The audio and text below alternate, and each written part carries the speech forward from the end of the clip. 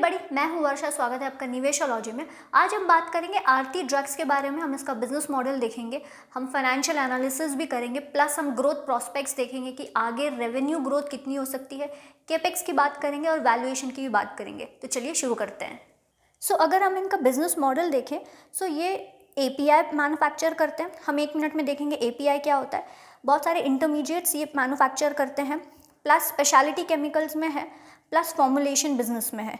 लेकिन इनका majority business आप देखोगे API से आता है। अब API का मतलब होता है एक्टिव फार्मा इंग्रेडिएंट। अब जैसे फॉर एग्जांपल कोई भी आप ड्रग खाते हैं या कोई भी प्रोडक्ट यूज़ करते हैं, उसमें जो मेन इंग्रेडिएंट होता है that is API। For example आप कोई एंटी डैंड्रफ शैम्पू यूज़ कर रहे हैं, स्काल्प नाम का आपने सुना होगा, एक शैम्पू आता है, उसमें कीटोगोनाजोल, हो सकता है मैं प्रोनाउंस गलत कर रही हूँ। कीटोगोनाजोल बेसिकली इज़ द API। उसके बिना आपका डैंड्रफ दूर ही नहीं होगा। ऐसे प्रोडक्ट में जो मेन इंग्रेडिएंट होता है, जिसके बिना वो प्रोडक्ट कोई यूज़ का ही नहीं है, उसको बोलते हैं API, एक्टिव फार्मा इंग्रेडिएंट। अगर आप कोई पेन किलर खा रहे हैं तो जो पेन दूर करने की मेन इंग्रेडिएंट होती है दैट इज़ API। अब इन API को बनाने के लिए कुछ इंटरमीडिएट्स लगते हैं, वो भी ये कंपनी बनाती है। प्लस आपका इंटरमीडिएट हो गया, आपका की स्टार्टिंग मटेरियल हो गया, इंटरमीडिएट हो गया, आपका API हो गया। ये एक प्रोसेस है और फिर एंड में आपके फॉर्मुलेशन बनते हैं, मतलब मेन ड्रग बनता है। ये लोग फॉर्मुलेशन वाले बिजनेस में भी है। हालांकि फॉर्मुलेशन में ऑलमोस्ट 15 to 18% ही इनका रेवेन्यू फॉर्म करता होगा, बट आगे कुछ 3-4 साल में इनके फॉर्मुलेशन बिजनेस को इनको डबल करना है, वहाँ से रेवेन्यू डबल करना है। ये अब यहाँ पर जो मोट कहा जाता है, ठीक है, जैसे बहुत सारी कंपनीज में आप देखोगे कि कॉम्पिटिटिव एडवांटेज होता है कि किसी में हाई बैरियर्स टू एंट्री होगा, दूसरे कॉम्पिटिटर्स इस बिजनेस को कैसे टच नहीं करेंगे। इस केस में आप इनकी अगर वैल्यू चेन देखोगे, ये लोग काफ़ी हद तक बैकवर्ड इंटीग्रेटेड मॉडल पे चलते हैं। मतलब API बनाने के लिए जो इनको रॉ मटेरियल लगता है, बहुत सारे API जो ये लोग बनाते हैं उसमें ये रॉ मटेरियल खुद ही बनाते हैं। मतलब बैकवर्ड इंटीग्रेशन मॉडल पे ये लोग डिपेंड करते हैं। जैसे इनका 15 to 20% अगर आप देखोगे रॉ मटेरियल चाइना से आता है, जिनको इनको बहुत कम करना है। ये कब कम होगा, या तो आपकी डोमेस्टिक सप्लाईज जो है रॉ मटेरियल की वो बहुत ज़्यादा है। इनकी स्ट्रैटेजी क्या होती है कि ये लोग देखते हैं कि जो भी, मान लो ये X API बना रहे हैं, उस X API बनाने के लिए आपको एक की स्टार्टिंग मटेरियल चाहिए या इंटरमीडिएट चाहिए। अब वो देखेंगे कि इंडिया में डोमेस्टिक सप्लाईज या डोमेस्टिकली कितनी कंपनीज़ हैं जो ये बनाती हैं। अगर बहुत ज़्यादा कंपनीज़ हैं, मतलब दाम अच्छा मिलेगा, नेगोशिएशन इनके पास अच्छी पावर होगी। ऐसे केस में ये लोग उन कंपनीज से वो की स्टार्टिंग मटेरियल लेंगे। लेकिन अगर जो API बनाने के लिए वो जो की स्टार्टिंग मटेरियल, वो जो रॉ मटेरियल इनको लग रहा है, अगर वो कंपनी ज़्यादा है ही नहीं बनाने वाली, तो ये लोग वो खुद ही बना लेते हैं। इससे क्या होता है, इससे एक तो आपके मार्जिन्स इंप्रूव होते हैं क्योंकि कॉस्ट बहुत कम हो जाती है आपकी। ऐसे ही अगर मैं इनकी मोड की बात करूँ तो they are the low cost manufacturer in India. इनका मेन निश इनके API सेगमेंट में क्या है कि लोग बहुत सस्ता प्रोड्यूस करते हैं, कॉस्ट ऑफ प्रोडक्शन इनकी बहुत कम है। अब ये नंबर ऑफ चीज़ों से आती है। आपकी मैन्युफैक्चरिंग एफिशिएंसी अच्छी होनी चाहिए, प्रोसेस इंपॉर्टेंट होने चाहिए, R&D काफ़ी अच्छा होना चाहिए, इंजीनियरिंग स्किल्स इंपॉर्टेंट होती है। एंड उसके बाद आपने ये सब तो चीज़ें आपकी लाइन पे है, देन उसके बाद आपने इसको बहुत अच्छे से एक्सपैंड करना चाहिए, आपने बहुत अच्छे से स्केल करना चाहिए। क्योंकि एक बार आपने स्केल कर लिया तो आपके ओवरहेड्स काफ़ी पर केजी के हिसाब से बहुत कम हो जाते हैं। ऐसे करके ये लोग धीरे धीरे बहुत अच्छे से स्केल बढ़ाते हैं और मार्केट शेयर बाकी जो छोटे प्लेयर्स हैं उनसे छीन लेते हैं। और फिर और एक एडवांटेज क्या होता है कि मान लो इन्होंने एक इंटरमीडिएट बनाया, जैसे मैंने आपसे कहा ये लोग API भी बनाते हैं और इंटरमीडिएट भी बनाते हैं और बाहर बेचते हैं और कुछ खुद के लिए यूज़ करते हैं। जो इंटरमीडिएट इन्होंने एक इंटरमीडिएट बनाया, वो एक इंटरमीडिएट मान लो 3 प्रोडक्ट्स 4 प्रोडक्ट्स में यूज़ हो रहा है। ऐसे केस में क्या हो रहा है कि इनको स्केल बहुत अच्छी मिल रही है, क्योंकि वो एक इंटरमीडिएट जब 3-4 प्रोडक्ट्स में यूज़ हो रहा है तो ये लोग काफ़ी बल्क इसमें या बहुत स्केल पे बना सकते हैं और ये लोग कॉस्ट लीडर बन जाते हैं। अब अगर आप देखोगे, ये लोग लार्जेस्ट प्रोड्यूसर है निमेसुलाइड में in the world, again that is an API। Largest producer है कीटोगोनाजोल, जिसकी मैं बात कर रही थी, in the world. One of the leading producers of metformin in the world. इस मेटफॉर्मिन से इनको काफ़ी अच्छे नंबर्स मिले हैं, बहुत अच्छी ग्रोथ मिली है मेटफॉर्मिन से। और ऐसे बहुत सारे इनके प्रोडक्ट्स हैं जिसमें ये लोग one of the largest producers हैं। 80+ फिनिश प्रोडक्ट्स हैं एंड एक्सपोर्ट रेवेन्यू अगर आप देखोगे ऑलमोस्ट 37% है। And almost 50 plus API molecules है इनकी। अगर ऑलमोस्ट 80% रेवेन्यू फॉर्म करता है API, प्लस फॉर्मुलेशन में भी है। अब जैसे कि अगर ये लोग ही इंटरमीडिएट बना रहे हैं, ये लोग ही API बना रहे हैं, तो इन्होंने फॉरवर्ड इंटीग्रेट किया फॉर्मुलेशन बिजनेस में। सो यहाँ से इनको काफ़ी अच्छी ग्रोथ एक्सपेक्टेड है आगे 3-4 साल में। थेरेपेटिक वाइज देखोगे एंटीबायोटिक ऑलमोस्ट 46% फॉर्म करता है, देन एंटी डायबिटिक आप देखोगे 14% फॉर्म करता है, एंटी फंगल। इनका अगर आप जोग्राफिक प्रेजेंस देखोगे काफ़ी डाइवर्सिफाइड है एंड 100 प्लस कंट्रीज़ में ये लोग प्रेजेंट है, 6 कॉन्टिनेंट्स। यहाँ पर कॉन्सेंट्रेशन की जो दिक्कत होती है, हम देखते हैं कि बहुत सारे कंपनीज़ में क्लाइंट कॉन्सेंट्रेशन देखा जाता है, यहाँ पर ऐसा नहीं है। प्लस हम आगे बात करेंगे US की बात करेंगे, इन लोग का US में भी एंट्री लेने का चल रहा है। एंड यहाँ पर अगर आप देखोगे इनके जो क्लाइंट्स हैं, काफ़ी बड़ी कंपनियां इनकी क्लाइंट्स है, सप्ला हो गया, एबट हो गया, जाइडस कैडिला, मैनकाइंड, ल्यूपिन, बहुत सन फार्मा, बहुत सारी बड़ी बड़ी कंपनीज इनके क्लाइंट्स हैं। अब सबसे इंपॉर्टेंट चीज़ आगे क्या, ग्रोथ प्रॉस्पेक्ट्स की हम बात करेंगे, केपेक्स की बात करेंगे, क्योंकि यहीं से केपेक्स इनका जो हो रहा है that is the next leg of growth. So अगर मैं केपेक्स की बात करूँ, ऑलमोस्ट 600 करोड़ का इनका केपेक्स है, जहाँ पर इनका ब्राउनफील्ड एक्सपेंशन होगा, ग्रीनफील्ड एक्सपेंशन होगा। सो यहाँ पर अगर आप प्रोडक्ट वाइज केपेक्स देखोगे, एंटी डायबिटिक यहाँ पर ये लोग काफ़ी अच्छा एक्सपेंशन कर रहे हैं। इन लोग ने एक ग्लिप्टिंस करके एक प्रोडक्ट लॉन्च किया है, जिससे इनको काफ़ी अच्छी ग्रोथ एक्सपेक्टेड है आगे जाके। देन नेक्स्ट इज़ एंटी प्रोटोजॉल, यहाँ पर भी बहुत सारा केपेक्स हो रहा है। एंड वाइटामिन्स हो गया आपका, कार्डियोवास्कुलर प्रोडक्ट्स हो गया, एंटी फंगल हो गया। देन स्पेशलिटी केमिकल्स में जो क्लोरोसल्फोनेशन है, यहाँ से ये लोग बहुत अच्छी ग्रोथ एक्सपेक्ट कर रहे हैं। प्लस फॉर्मुलेशन बिजनेस की जैसे मैंने बात की, यहाँ पर भी बहुत सारा केपेक्स हो रहा है। यहाँ पे और एक अच्छी चीज़ क्या हो रही है, बैकवर्ड इंटीग्रेशन हो रहा है बहुत सारे APIs एंड फॉर्मुलेशन सेगमेंट में।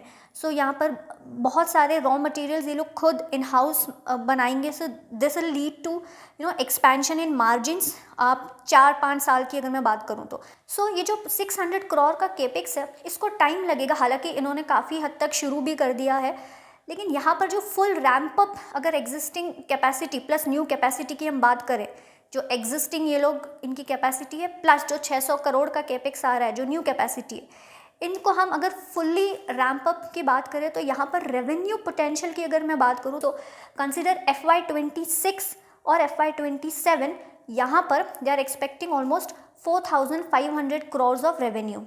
सो यहाँ पे API में अगर नए प्रोडक्ट्स की बात करूँ मैं, जिससे आगे ग्रोथ आ सकती है, दैट इज़ ग्लिप्टिंग्स, जिसकी हमने बात की। डर्मा प्रोडक्ट एक आ रहा है इनका। देन एंटी डायबिटिक, यहाँ पर मार्जिन्स काफ़ी अच्छे होते हैं। एंटी फंगल हो गया, देन ऑलरेडी इनका एंटी फंगल में है, बट अगेन ये लोग नया प्रोडक्ट लॉन्च कर रहे हैं।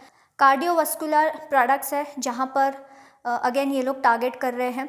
स्पेशलिटी केमिकल्स की अगर मैं बात करूँ तो यहाँ पर क्लोरोसल्फोनेशन की बात हो रही है। देन यहाँ बैकवर्ड इंटीग्रेशन हो रहा है काफ़ी सारे इंटरमीडिएट्स में, जो ये लोग बाहर भी बेचेंगे, मतलब जो इंटरमीडिएट्स हैं उनके डेरिवेटिव्स में।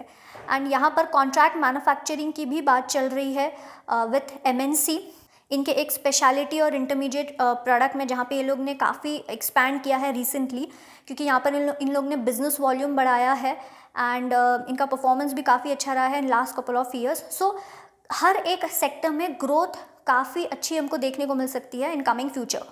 अब एक और चीज़ यहाँ पे बहुत इंपॉर्टेंट चीज़ है, दैट इज़ US FDA। अब इनकी एक फैसिलिटी थी, अगर ये चीज़ हो गई तो यहाँ से रेवेन्यूज़ एंड मार्जिन्स बहुत अच्छे हो सकते हैं। तो जैसे इनकी एक फैसिलिटी थी जो इनको US FDA से अलर्ट मिला था, एंड देन बाद में इन लोग ने वहाँ पर जो भी इनको ऑब्जर्वेशन दिए गए थे वो सब इन्होंने किया। And FY23 first half of FY23 में इनका फिर से इंस्पेक्शन होगा। सो अब यहाँ पे क्या हो गया है ना, कि अभी जो वो फैसिलिटी है दैट इज़ यूज्ड फॉर दूसरे जो जोग्राफीज़ है, वहाँ उन जोग्राफीज़ के लिए ये यूज़ हो रहा है।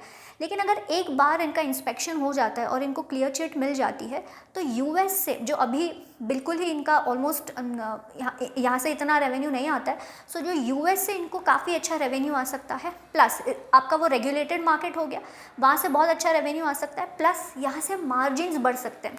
तो एक बार वो US FDA वाला इशू सॉल्व हो जाता है, जो कि कुछ महीनों में समझ में आ जाएगा, उससे इनके मार्जिन्स प्लस इनके रेवेन्यूज़ काफ़ी अच्छे से बढ़ सकते हैं। अब हम इनके रिजल्ट्स की बात करते हैं प्लस इनके मार्जिन्स की बात करते हैं, क्योंकि इस क्वार्टर में आप देखोगे मार्जिन्स बहुत ख़राब आए हैं। आगे क्या हो सकता है मार्जिन्स में, हम उसी बात करेंगे। तो अगर हम Q4 के नंबर्स देखें, रेवेन्यू 38% से ग्रो हुआ due to chronic therapies, healthy growth in chronic therapies, specially जो इनका एंटी डायबिटिक सेगमेंट है वहाँ पे। डोमेस्टिक रेवेन्यू 37% से ग्रो हुआ, वाइल एक्सपोर्ट्स अगर आप देखोगे ऑलमोस्ट 50% से ग्रो हुआ year on year. API volumes almost 23% से ग्रो हुए। अब यहाँ पर कंपनी ने काफ़ी सारे प्राइस हाइक्स लिए ड्यूरिंग द क्वार्टर, लेकिन यहाँ पर अगर आप सप्लाई चेन डिस्ट्रप्शंस की वजह से या हाई क्रूड ऑयल के वजह से इनके मार्जिन्स ऑलमोस्ट सिर्फ 12.4% ही थे, जो काफ़ी ज़्यादा डिक्लाइन हुए हैं। और अगर इनका पैट देखोगे तो सिर्फ 7% से ही ग्रो हुआ है due to lower operating profitability. अब यहाँ पे जैसे मैंने कहा कि कंपनी काफ़ी सारा कैपेक्स कर रही है। आपका स्किन केयर जो डर्मा सेगमेंट है वहाँ पे हो गया, स्पेशलिटी केमिकल्स में हो गया, तो मेनली यहाँ पर एनिमल फीड कैटेगरी में भी इनके प्रोडक्ट्स आ रहे हैं, which is again good thing. अब अगर मैं मार्जिन्स की बात करूँ तो यहाँ पे जब इनका ग्रीन फील्ड प्रोजेक्ट जो ये लोग जो कैपेक्स कर रहे हैं वो जब आएगा, US से जब इनका बिजनेस आएगा, अगर वो क्लियरेंस मिलता है तो यहाँ पे मार्जिन आप 20% एक्सपेक्ट कर सकते हो, लेकिन this is gonna take much time. अभी अगर मैं बात करूं आगे के 1-2 क्वार्टर्स इनके मार्जिन ठीक ठाक रहेंगे। मतलब ये लोग जो 18 to 20% के मार्जिन की बात करते थे आज से 2 क्वार्टर्स पहले, अगर आप कोई भी मैनेजमेंट इंटरव्यू सुन लो इनका, 18 to 20% मार्जिन्स, एबिडा मार्जिन्स की बात करते थे। लेकिन इस रॉ मटेरियल प्राइस इश्यूज़ की वजह से, सप्लाई डिस्ट्रप्शंस की वजह से इनके मार्जिन्स ऑलमोस्ट 12% पे पहुंच गए हैं। एंड इनको 1-2 क्वार्टर लग जाएंगे उसको नॉर्मल 16%, 15-16% पे ले जाने के लिए। उसके बाद जब इनके ग्रीनफील्ड प्रोजेक्ट्स कमर्शलाइज्ड होंगे या जो इनका US वाला अगर काम हो जाता है, तो ऐसे केस में 20% margin is expected, but this is gonna take much time. अगर हम इनके फाइनेंशियल नंबर्स की बात करें और देखें कि इन्होंने पास्ट में कितना ग्रोथ किया है, यहाँ पे अगर आप रेवेन्यूज़ देखोगे जो FY17 में ऑलमोस्ट 1,199 करोड़ था, वो FY22 में आप देखोगे ऑलमोस्ट 2,251 करोड़ है।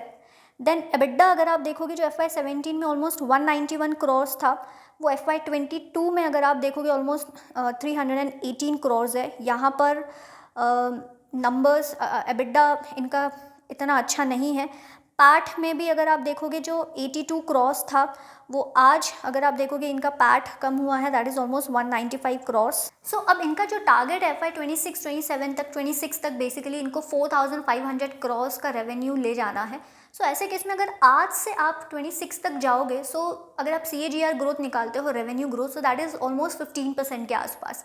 सो अभी भी ये लोग ऑलमोस्ट 15% के आसपास, हिस्टोरिकली भी आप देखोगे 15 to 18% के आसपास इनकी रेवेन्यू ग्रोथ रही है, sales growth.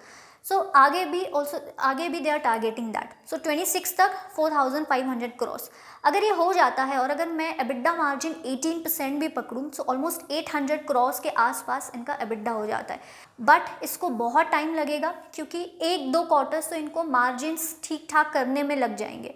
So this is not a stock कि आपको एकदम से बहुत अच्छे रिटर्न्स मिल सकते हैं। लेकिन अगर ये लोग ने जो चीज़ें प्लान आउट की हैं, USA का हो गया, US FDA का हो गया, या इनके जो केपेक्स आ रहा है उसकी बात हो गई, ये जब ऑलमोस्ट सब चीज़ें हो जाएंगी, इनकी ग्रोथ काफ़ी अच्छी हो सकती है। बट इसको टाइम लगेगा।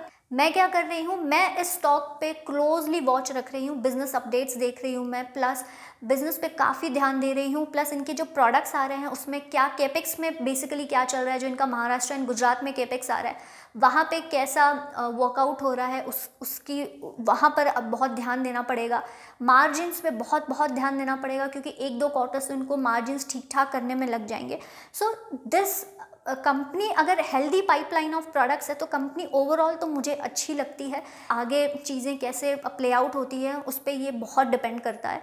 सो आप भी इस स्टॉक पे ज़रूर वॉच रखिएगा। प्लस ऐसी बहुत सारी चीज़ें होंगी जो मुझसे मिस आउट हो गई होंगी, तो आप मुझे कमेंट सेक्शन पे लिख के ज़रूर बताइएगा कि अगर आपने इस कंपनी के बारे में पढ़ा है तो आपको क्या लगता है, प्लस इसके ग्रोथ प्रॉस्पेक्ट्स आपको कैसे लगते हैं।